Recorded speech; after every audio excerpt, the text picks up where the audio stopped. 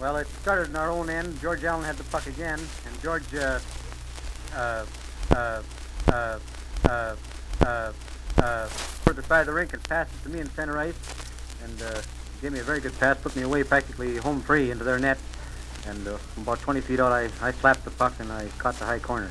Well, I'm glad we've got our Richmond Brothers microphone here in the dressing room. We're getting some new phrases that'll come in mighty handy. But I think perhaps the happiest guy in the whole bunch is the great coach, the greatest in hockey we think here, Bunny Cook. Bun, the mic is yours. Thank you, Tom. It's to watch the boys go tonight. They did a real good job. They've been doing it lately. They've been really turning it on. Tonight was just one of those things. They followed through.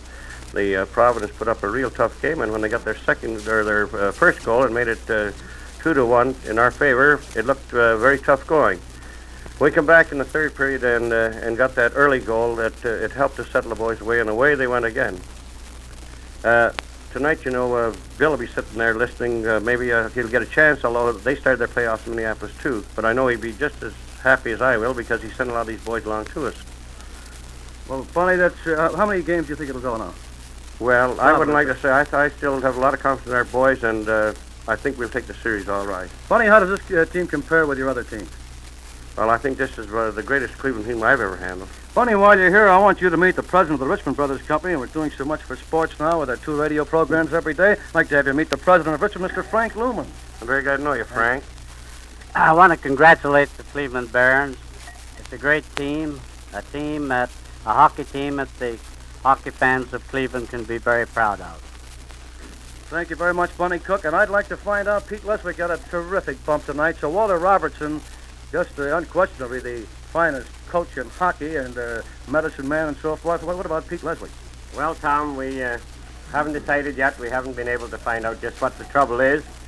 But we're putting him in hospital, and we're going to get an X-ray. It looks like muscle trouble, and I think he'll be ready for Thursday. What do you mean muscle trouble? In the neck or the back? Or In the back. Muscle trouble in the back. You don't think that'll keep him out of the game? I hardly think it will. I think we'll have him ready by then. The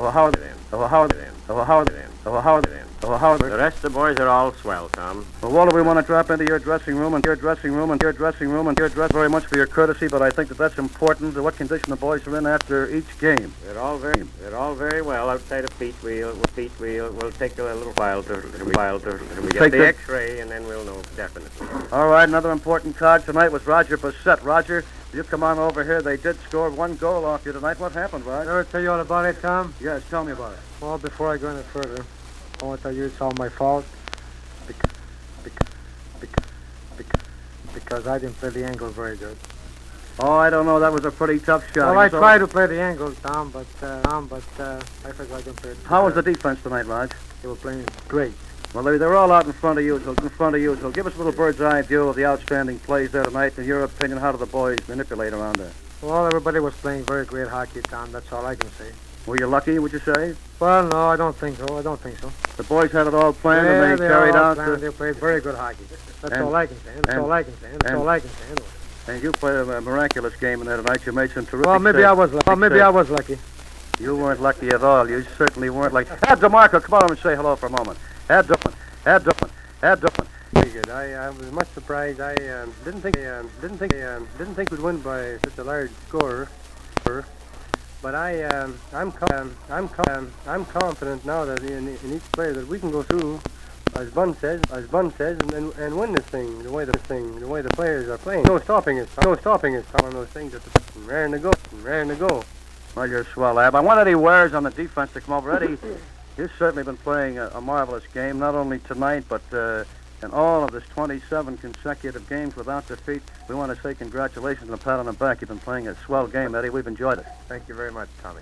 Well, what did you think about the game tonight, Eddie? Well, I thought that we would win, but I didn't think by a score like 6-1.